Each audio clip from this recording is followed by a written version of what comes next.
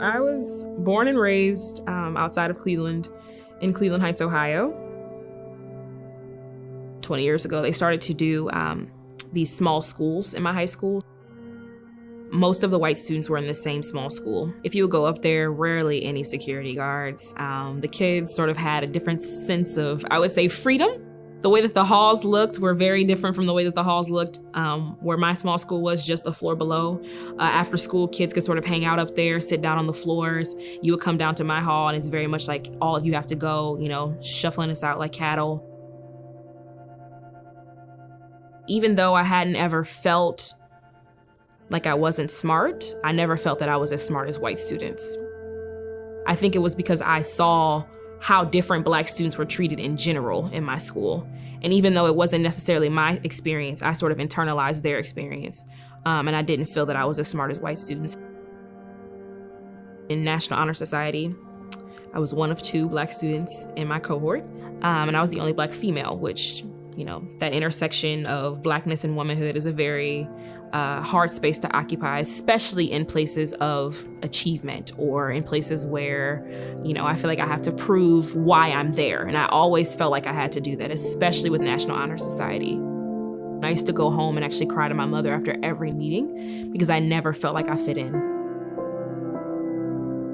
My senior year, when I got into the Ohio State University, I was taking AP Physics 2, and when I received my acceptance letter, I came in, and I'm excited, I'm like, I got into Ohio State last night, I'm really pumped. One of the white students turned to me and said, "Yeah, you got in because you're Black." In that moment, I think I just sort of shut down.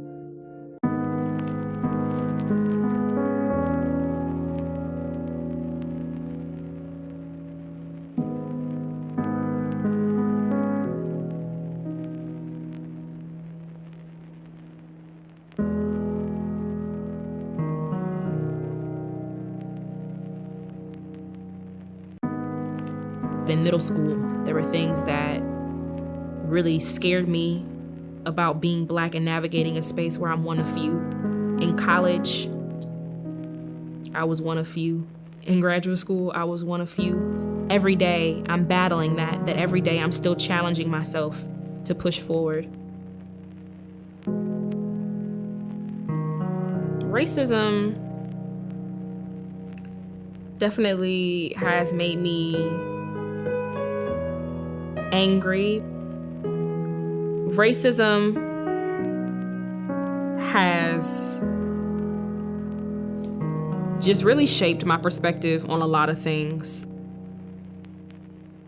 It's funny because I don't even always deal with these things. I think sometimes we just carry them because we just repress so much on the daily. We just carry these things around with us and just try to get through.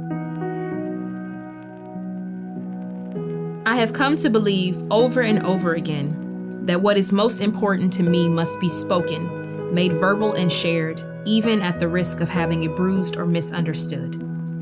That the speaking profits me beyond any other effect.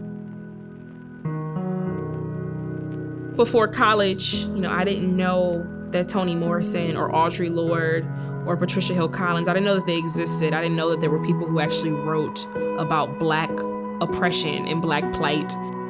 My experiences, I didn't have words for them yet because I hadn't read anyone that had also experienced that and had given me the words for it.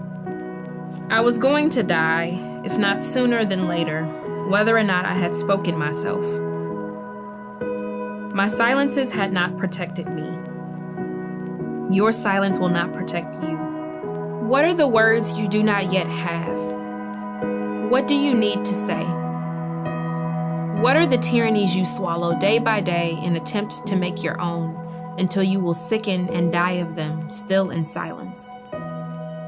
Even though the books aren't necessarily alive, they still provide a form of community because, again, you're experiencing something with someone else through that. The women who sustained me through that period were Black and white, old and young, lesbian, bisexual, and heterosexual, and we all shared a war against the tyrannies of silence.